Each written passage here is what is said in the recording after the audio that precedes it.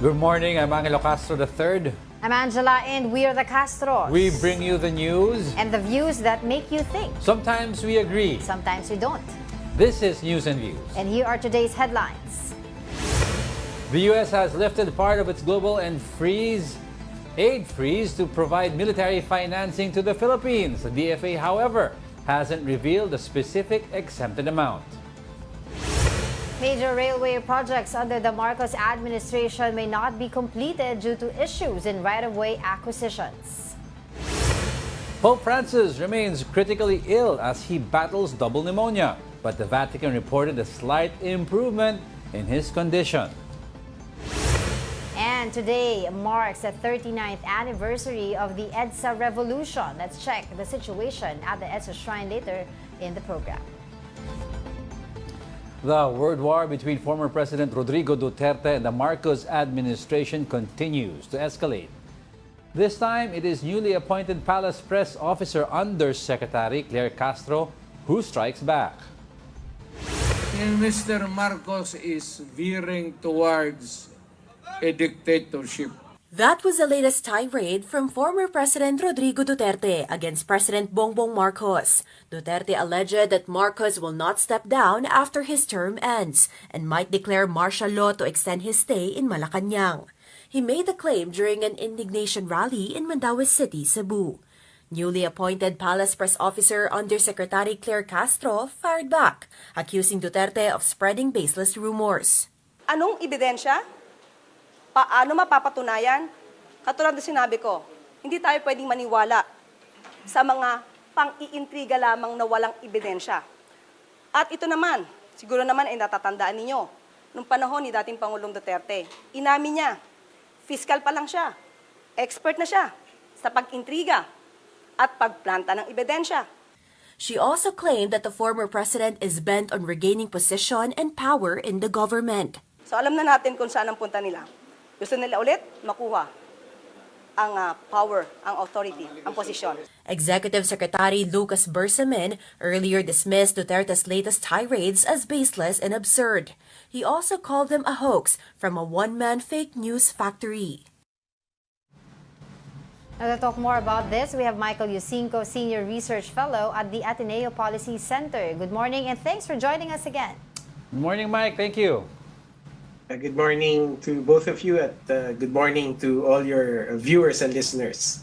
Mike, of course, medyo interesting na nagiging political landscape, no? And initially, we had a president who was really quiet with the tirades of the Dutertes, but now you see them striking back. Now, my question is, do you think this recent, the appointee, si J. Ruiz, Secretary J. Ruiz, and si Undersecretary Claire Castro was specifically appointed to deflect these issues that are being thrown from the other side?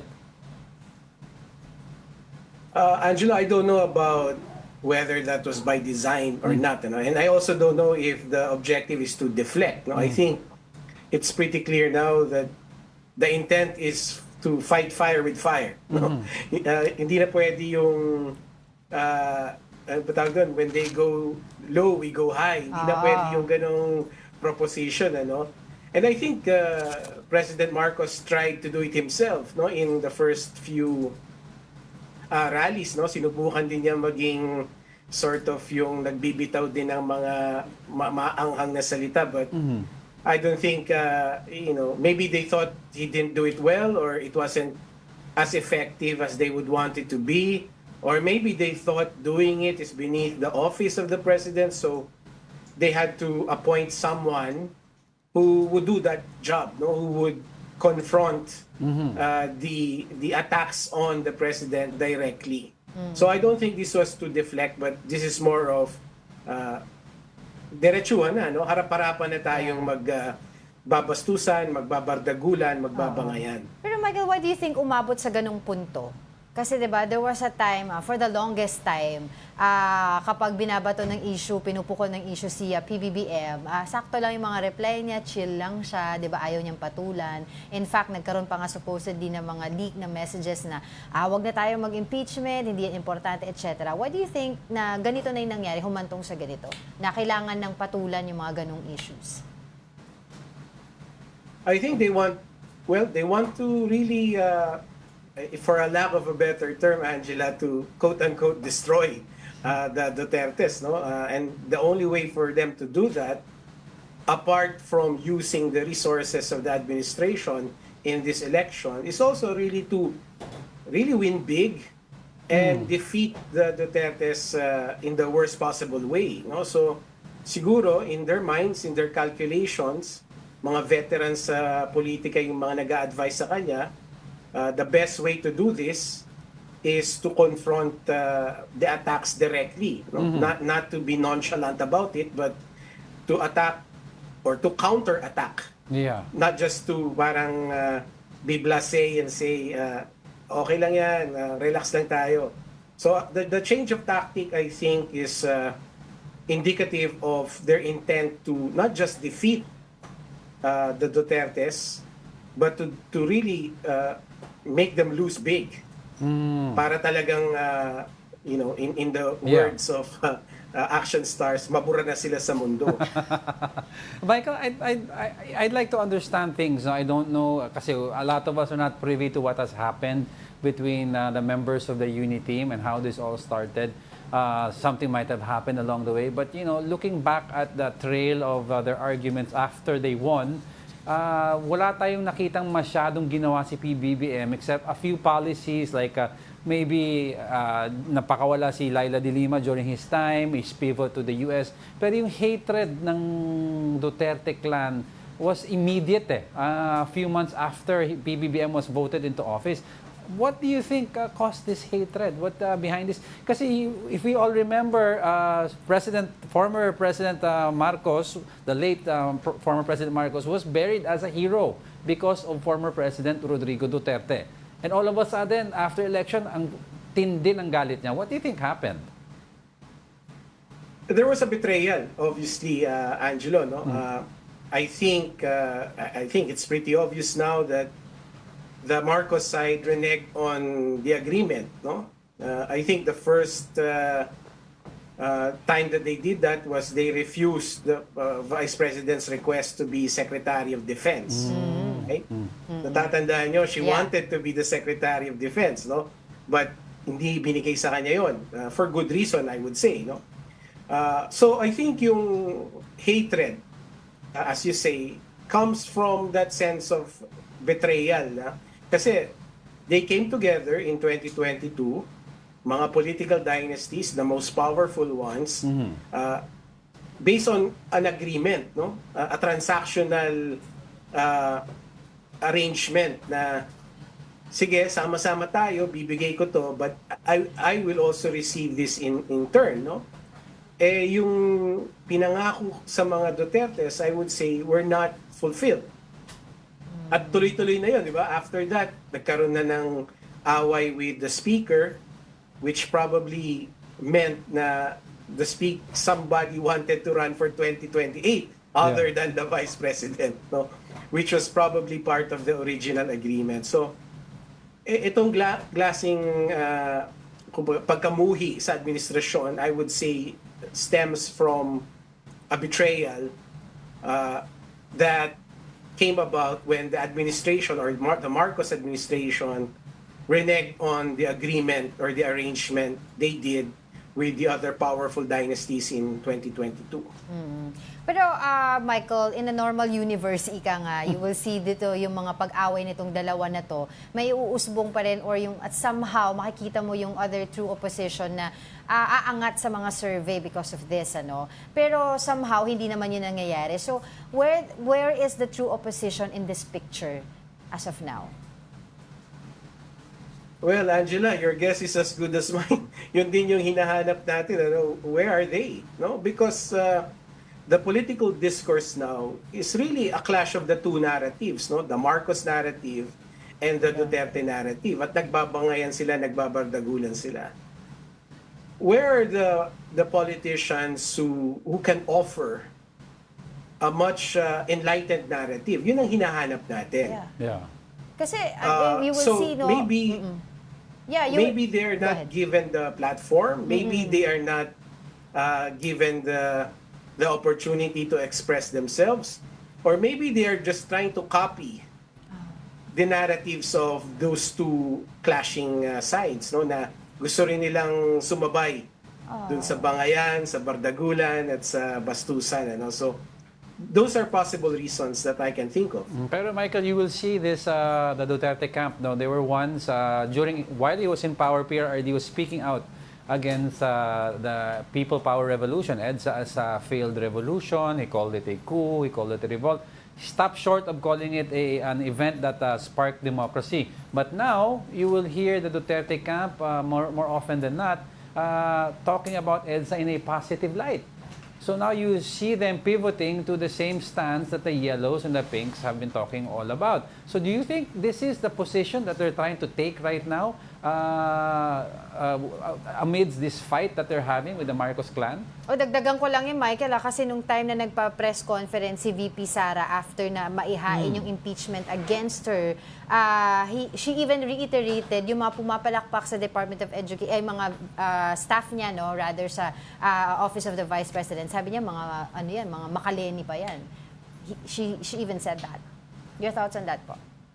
Alam mo nyo, to parang fashion the Duterte side as becoming like an anti-Marcos movement or an anti-Marcos force is probably giving them too much credit. Ano?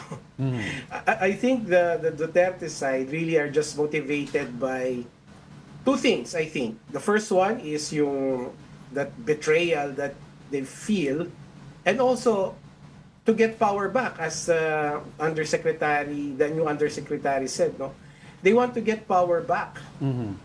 So That's right.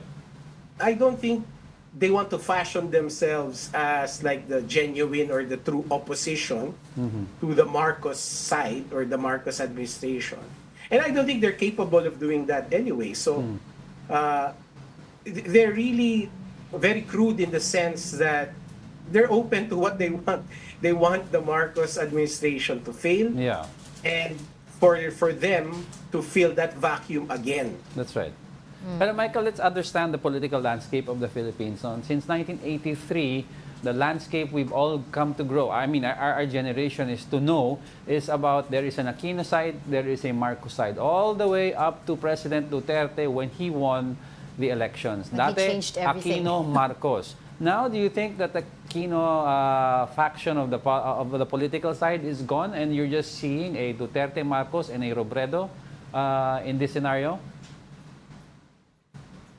It certainly looks that way, no? But my reaction to that is we should resist it, no?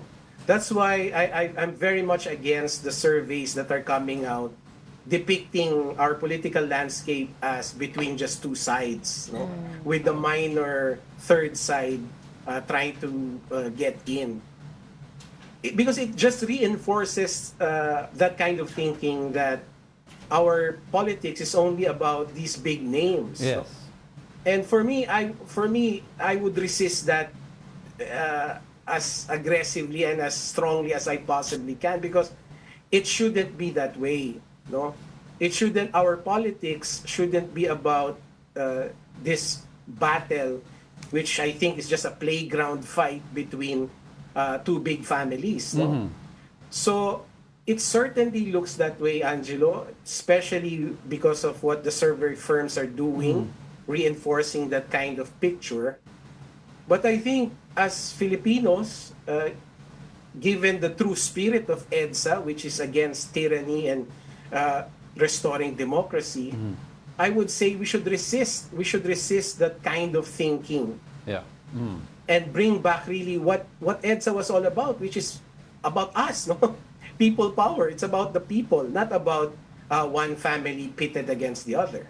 And you spoke about people power, and now it's today is the 25th, and people are asking, well, those who fought now in the in the EDSA in the streets are saying, oh, well, we're back at it right now. We have a Marcos in the picture. We have a Duterte speaking out against the Marcos.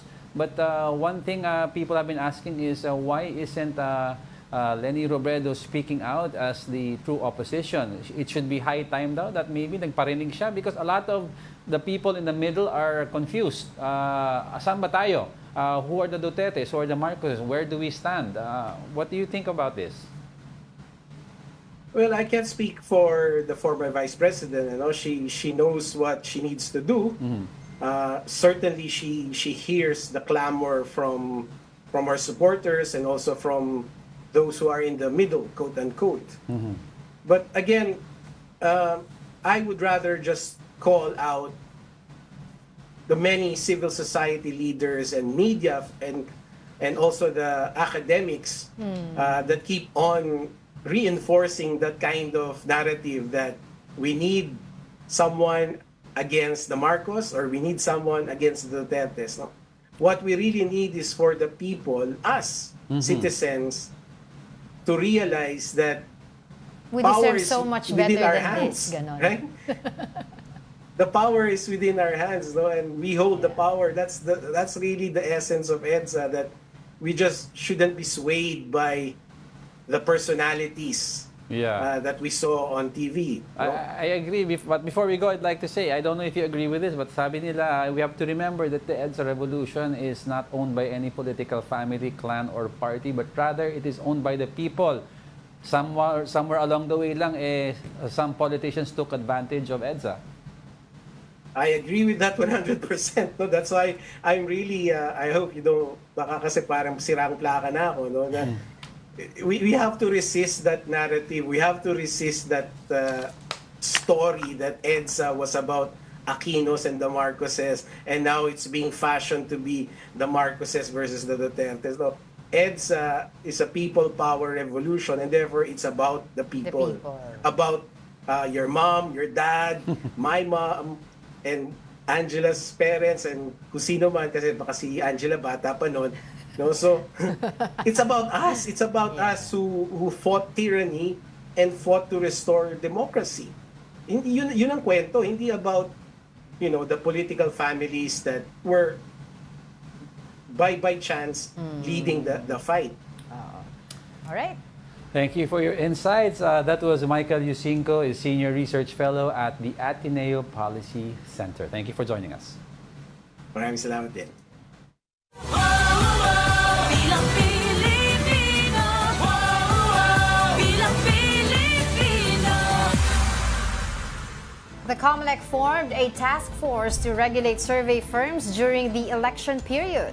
It's called Task Force Regulation and Enforcement of Survey Practices for Election Credibility and Transparency, or Task Force Respect.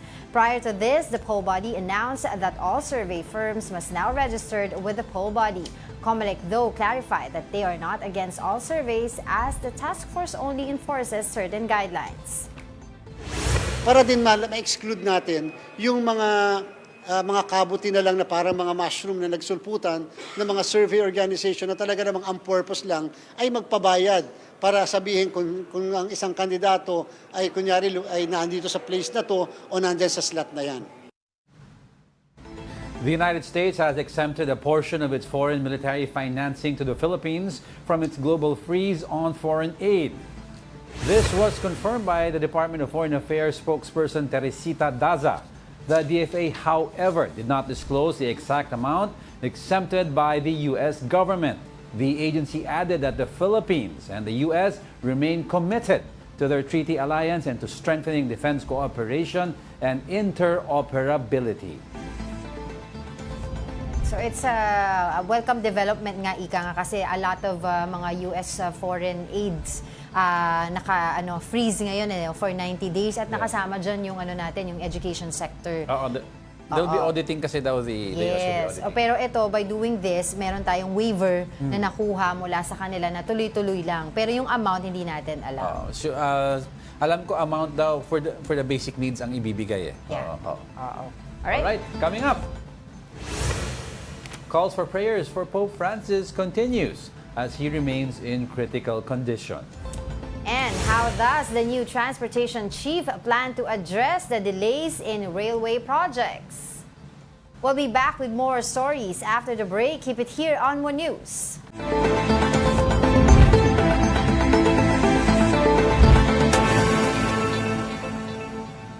Good morning. You're still watching News and Views here on One News.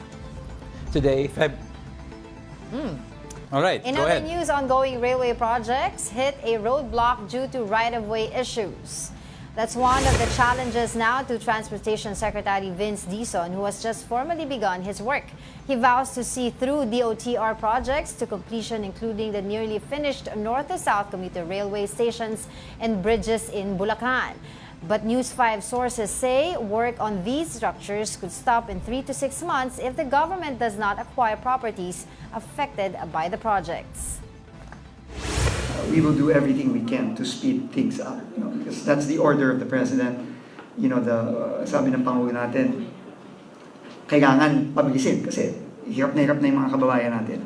And they need these projects to go online as quickly as possible. The Department of Public Works and Highways said the EDSA rehabilitation project will likely begin in the second half of March. DPWH Secretary Manuel Bonoan said they will prioritize the southbound lane, citing more alternate routes for motorists, revising the initial plan to start with the northbound lane.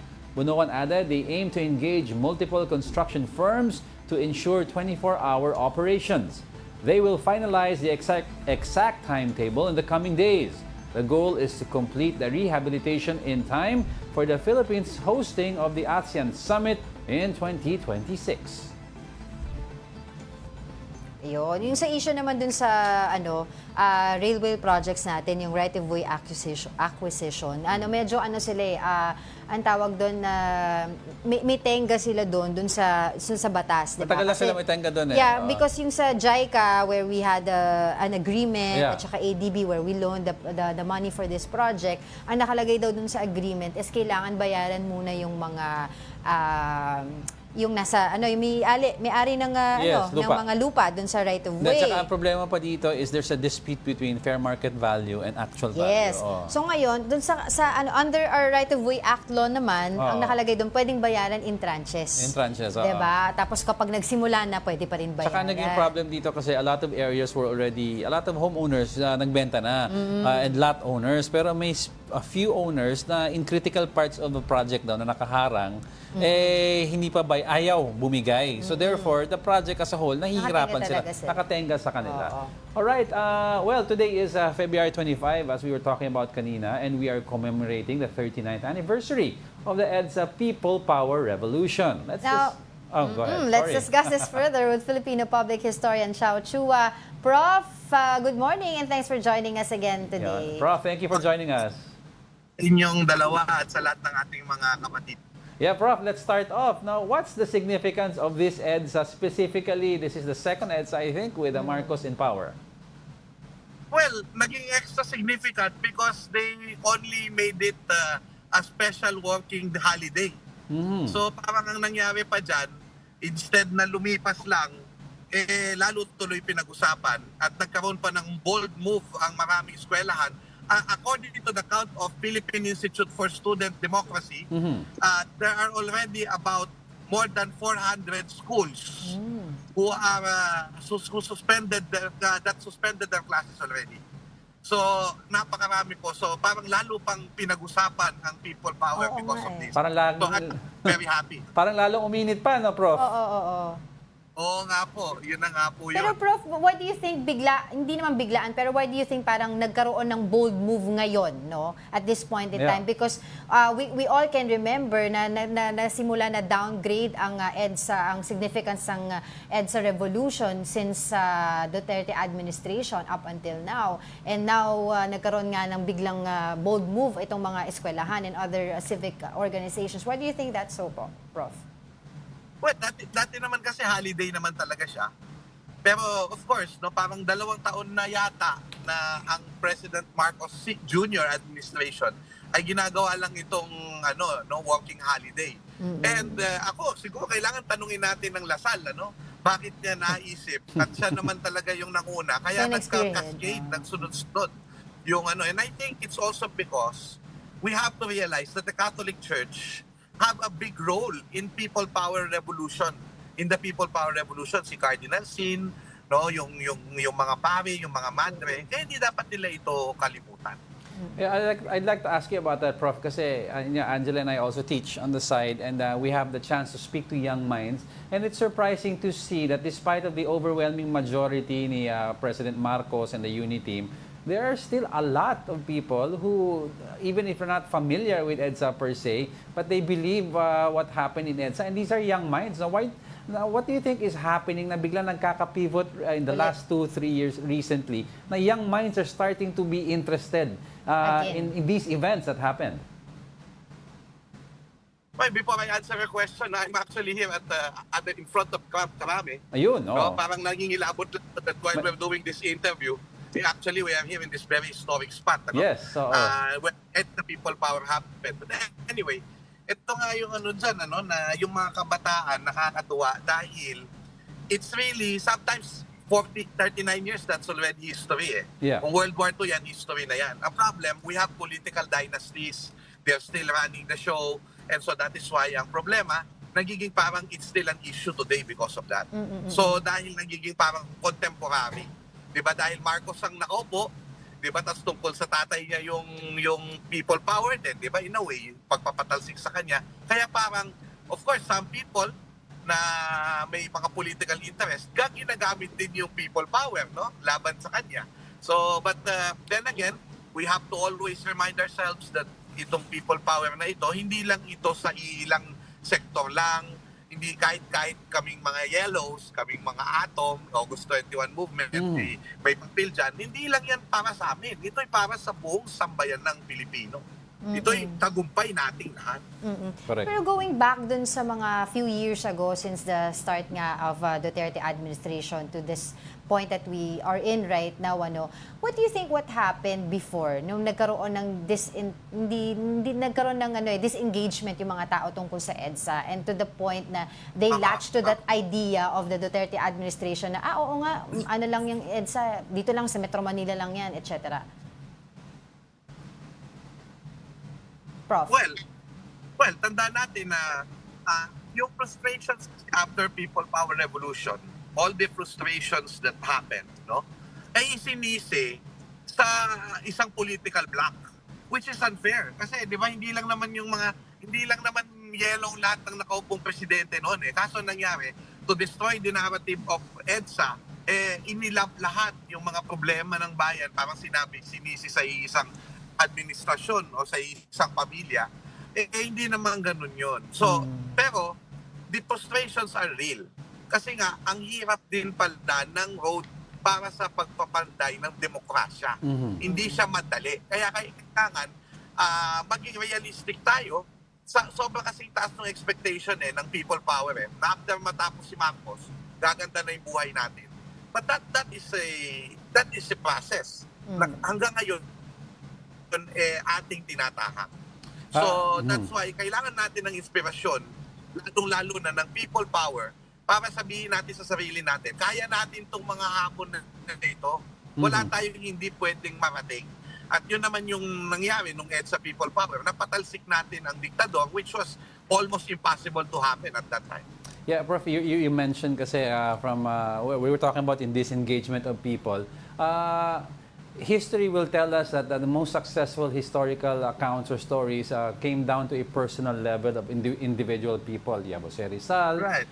You have it from the perspective of sa panahon nila Hitler, yung mga the actual people who were in Auschwitz. And my mom was telling me that maybe the failure of EDSA was people forgot to bring it down to the level of the heroes who fought for that day. Nangyari, naging isang political block ang narrative, imbis na yung lahat na lumaban, the nuns, the priests, everyone who were fighting, hindi na ikwento ng maayos. What is your take on that?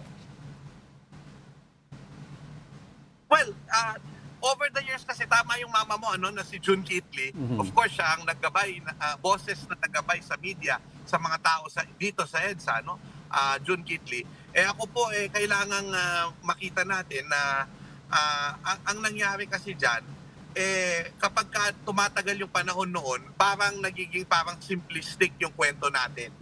So tama, we must go back again to the personal stories of people who went there, bakit sila pumunta doon, what are their personal circumstances. Yeah. And there are many books that you can read, yung People Power, yung puti na libro, Yes. pwedeng balikan ng mga mamamayan yon.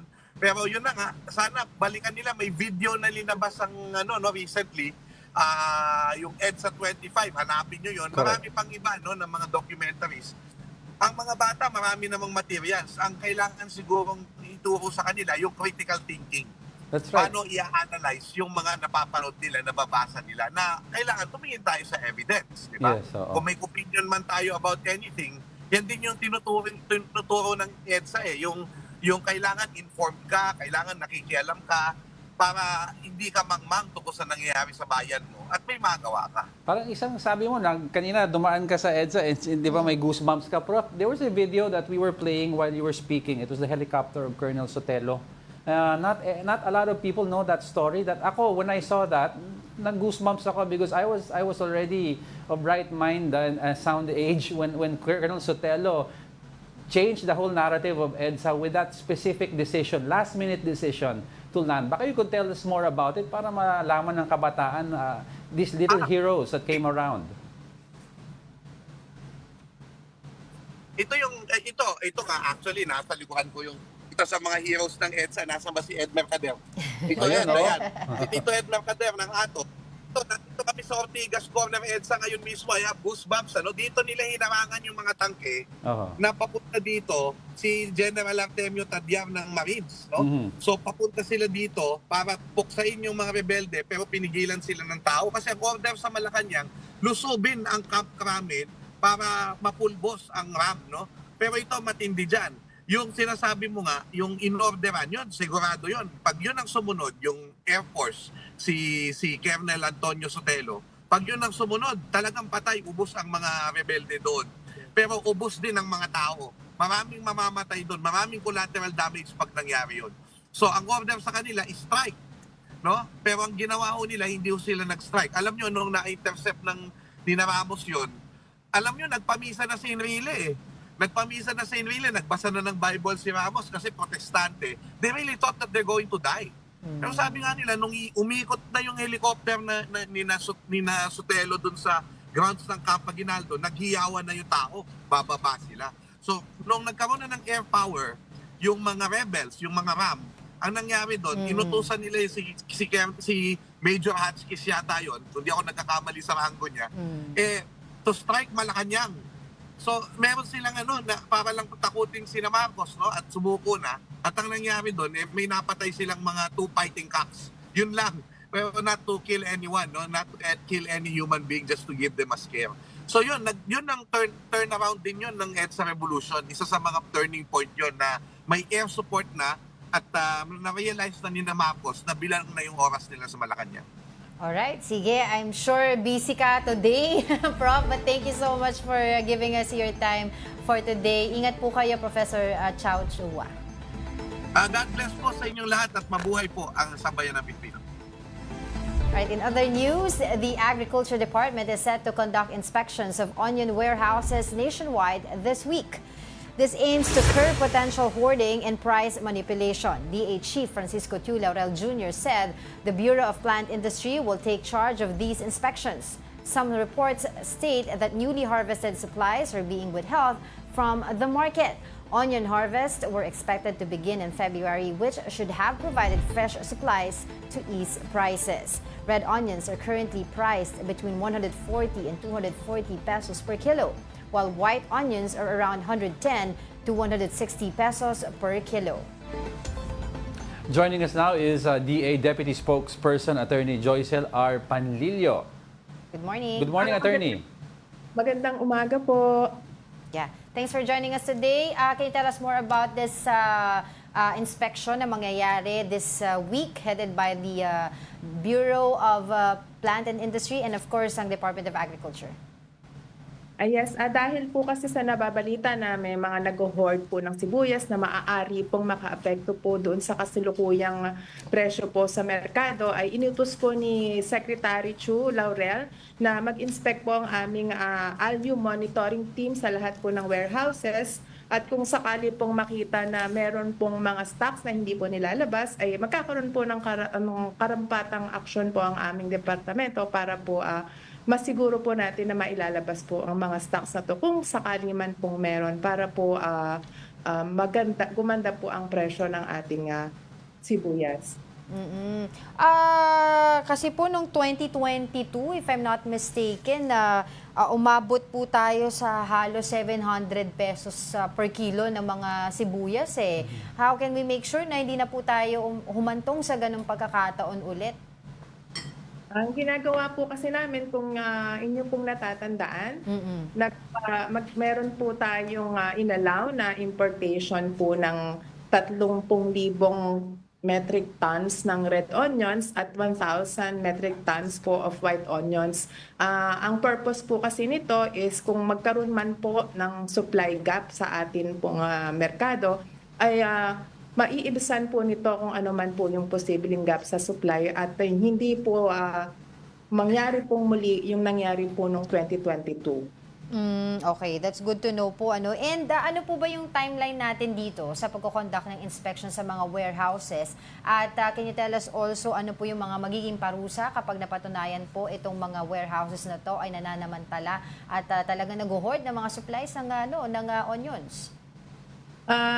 In-expect po natin na sa simula po kahapon hanggang sa susunod po na mga araw, mga 4 to 7 days po, ay in-expect po natin na matatapos na po ang pag-inspect sa ating mga warehouses at magsasubmit po ng report sa ating kalihim ang aming Allium team. Kung sakali man pong may makita po tayong nag-hoard, ay considered po ito as economic sabotage na maaari pong maparusahan ng kulong at multa po.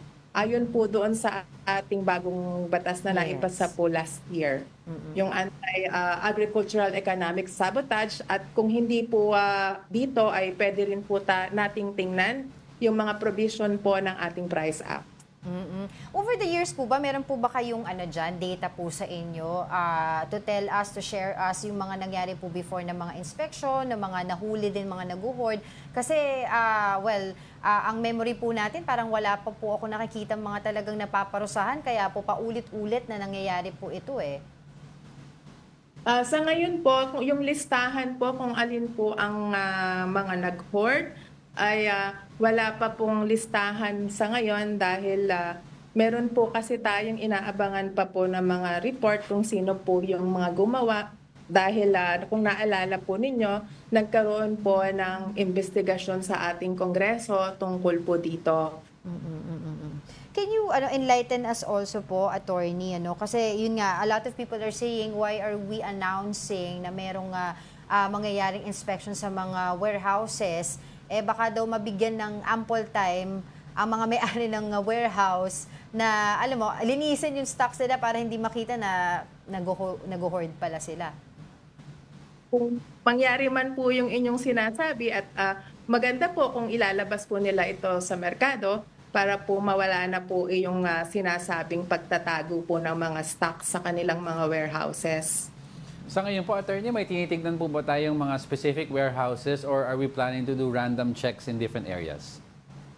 Ang aming pong objective sana ay ang ma-imbestiga po or makita po at mabisita lahat po ng mga warehouses na nasa listahan po ng ating Bureau of Plant Industry na meron pong authorized na mag-store po ng mga sibuyas. Okay.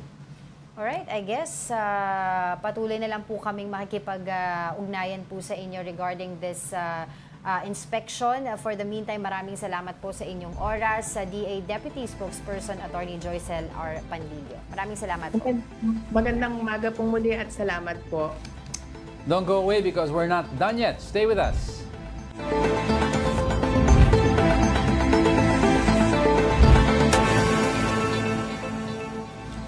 Welcome back. You're still watching News and Views here on One News. Faithful gathered at St. Peter's Square for a prayer service for Pope Francis. Here's the report. Pope Francis' condition has slightly improved, the Vatican said on Monday. It added that his slight kidney problem was not a cause for concern. The 88-year-old pontiff was spending his 11th day in Rome's Gemelli Hospital. This is his longest hospital stay in his nearly 12-year papacy. The Pope was diagnosed of double pneumonia, a serious infection that affects both lungs. The Vatican earlier has described the Pope's infection as complex.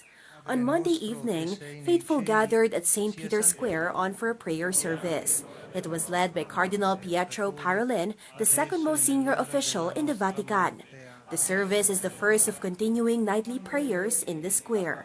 I think it's quite somber, just because how early it is, I suppose. I agree, quite somber. Wyjeżdżając, to już była informacja, że jest przecież w szpitalu. I już się martwiliśmy i tu trzeci raz jesteśmy i cały czas po prostu z modlitwą, że może jednak jeszcze, że może jeszcze popracuje troszeczkę, bo on pracuje cały czas, prawda?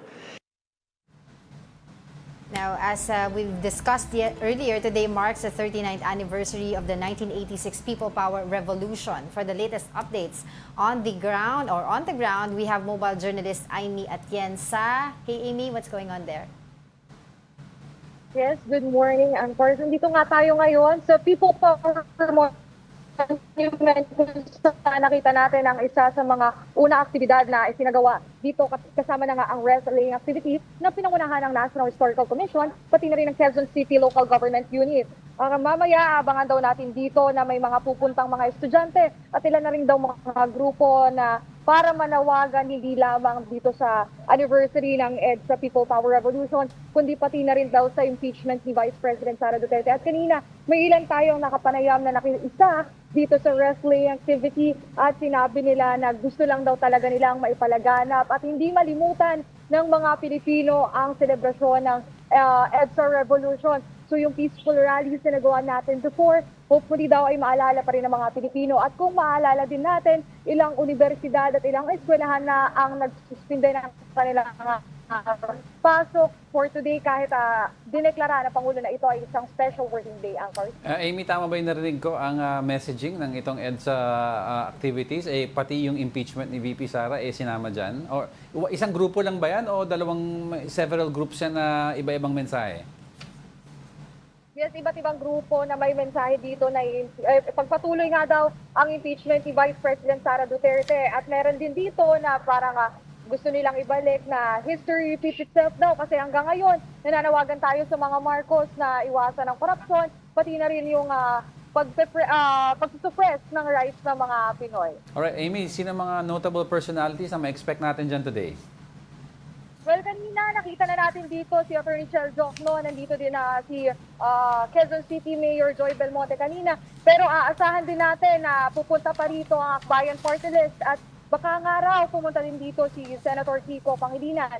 Mamaya, expect din natin yung activity na magsisimula siya sa EDSA Shrine. Magkakaroon sila ng walk from EDSA Shrine papunta dito sa People Power Monument at titingnan natin kung sino pa nga ba yung mga notable personalities na abangan natin. Pero yun muna so far yung update dito.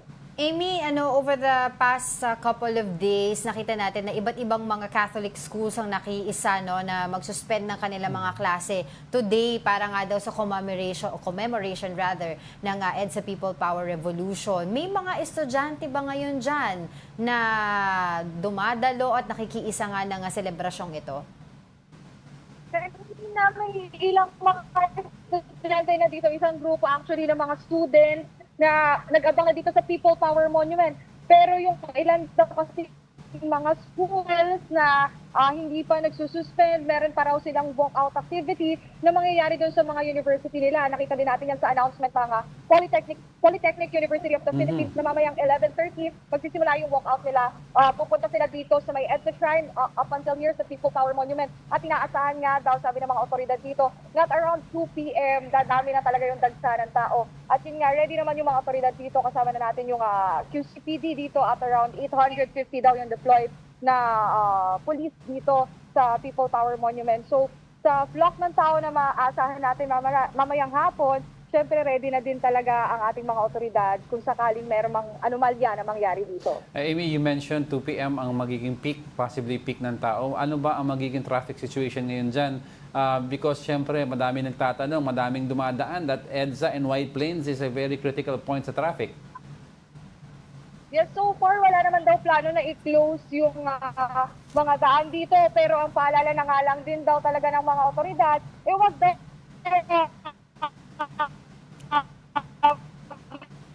Amy.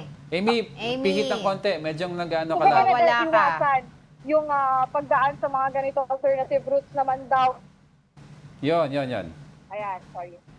Hello? Yes, go ahead. Ayan, so paalala ng mga otoridad na kung kaya daw na sa alternative routes dumaan, doon na lang daw dumaan kasi nga sa dami ng tao na inaasahan ngayong araw, kabilang ng mga estudyante pati na rin mga rallyista, baka nga raw mag-traffic pero no plans naman daw na ipasara yung daan dito sa White Plains Avenue pati na rin dun sa EDSA sa may Ortigas Corner. Linawin ko lang Amy, kasi hindi kita masyado maintindihan kanina when you were discussing yung iba't ibang activities nga to commemorate the EDSA People Power Revolution. Kasi I remember before the Duterte administration, talagang malaki at magarbo yung mga selebrasyon dyan to the point na may mga helicopter pa na Flyby. Oo, 'di ba? Tapos may mga confetti, etc. And right after that, may mga tour sa museum, makeshift museums about the EDSA People Power. Ngayon ba, may mga ganun pa rin ba ngayon? Yes, may mga activities pa rin naman katulad ng museum tour pero kung ganun ka-grand, not so much kasi nga nakausap din natin yung ilan dito na madalas na daw pumupunta sa ganitong commemoration. Sabi nila na naka-apekto daw talaga kasi na special working day ngayon. So, mas kokonti yung may chance para sumama dito sa mga ganitong commemoration. So, yun yung sinasabi nila dito. Pero yung museum tours, tuloy-tuloy pa rin naman yan at may ilang personalities na nga rin tayo nakita na may planong pumunta sa mga ganyan. So, titingnan din natin kung ano nga ba yung magiging takbo for the Quezon City local government unit para makita natin kung patuloy nga yung magiging celebration dito sa EDSA at 39. And maybe just a few more questions or maybe lastly, Amy, right now kasi we're looking on the feed natin sa One News page na nag-walk out na nga yung mga estudyante ng PUP. Aside from PUP, sino pa ba other schools na, kasi understood, Catholic schools, meron talagang no classes ngayon. Aside from PUP, do we expect any other schools sa hanay ng public sector like UP to follow suit? At ano magiging crowd estimate natin? Well, nag-invite na din si University of the Philippines sa iba't ibang schools para makiisa nga sa kanila. So from UP Diliman, pupunta sila dito sa People Power Monument at sa EDSA Shrine. So kasama din talaga yan. Meron din ilang mga private schools na bagamay hindi man nag-suspend pero in-online nila yung pasok. At yun nga, may ilang mga estudyante na rin ako nakausap prior today na sabi nila talagang susubukan muna nila na hindi pumasok dahil nga gusto nilang makiisa dito. So kahit may online classes, katulad na nga lang sa Forestern University, may ilan dito na makikisama. At yun na nga din, mga estudyante from University of the East, nandito na rin. Sila yung mga nakausap ko kanina dito. Lastly, Amy, sabi mo kanina, 2 o'clock, probably yung peak ng mga tao dyan. And base nga dun sa mga list of activities, hanggang anong oras naman para dun sa mga gusto pang humabol or para dun sa mga gustong iwasan yung traffic dyan sa EDSA? Well, from 2 p.m. na magkakaroon sila ng marcha, meron pa rin daw yung mga prayer vigils and programs. Pero yung program nila, nakaset lang daw talaga yan hanggang 6 p.m. So from 2 to 6, dun lang inaasahan na magkakaroon talaga ng programa dito sa may People Power Monument. Pero dun sa EDSA Shrine, patuloy din naman kanina pa, simula kaninang umaga, na merong misa para i-commemorate nga itong EDSA 39 at magtatapos din yan at around 6 or 7 p.m. Pero yun nga, kung meron pa daw naman gusto kasing maging aktibidad, yung mga dadalo dito, ay patuloy pa rin naman daw. Pero yun nga, yung mga organizers kasi dito hanggang 6 p.m. lang daw dito sa People Power Monument. Alright, maraming salamat sa iyong update. That was Mobile Journal Amy Atienza reporting live from the EDSA People Power Monument. Yun, so daming balita today. So as we speak, 10 minutes ago, as you mentioned kanina, there's a walkout currently happening dyan sa Polytechnic University of the Philippines, which is, they announced it na rin naman na yesterday, diba? That they're going to do it. Yun nga, sa may Santa Mesa campus to join daw in commemorating the 39th anniversary of the EDSA People Actually, Power. since, as sinabi ni Professor Xiao Chu, since 2016 until now, medyo serene at medyo intimate ang nagiging celebration ng EDSA. But because of what happened na hindi nag-declare ng holiday and ibang schools ay nagalit, sabi ni Professor Xiao Chua, mas gumising pa ang mga pro-EDSA forces. So we see the numbers on the live feed we had kanina of the students. Medyo madami-dami ito. So we expect more. Case in point, we have 800 policemen already going to be deployed along EDSA, the shrine where we usually commemorate the revolution. And looking at the reports over the past couple of days, as per Professor Xiao Chua Yes. also, sabi rin niya, it was Lasal daw who spearheaded nga itong mga pagdedeklara ng walang pasok sa kanilang mga eskwelahan. Diba? Kasi we all know naman that Catholic... Parang, tama ba? Sabi niya 400 schools na as of now yung mga all over the nag-declare. country ang may kanya-kanyang declaration because the Catholic Church had a big say no EDSA Revolution. So, Spiritual kanya-kanya din silang. kasi yun nung nangyari nung EDSA People Power. Kasi may... Where were you nung EDSA People Power? Secret yun. Tinago. We were, well, para ma-share lang, before we go quickly, we were hidden kasi hinahanap po kami before ng pro-admin group. So, my mom was speaking up against the Marcos regime at that time. So, tinago kami ng daddy ko in a safe house.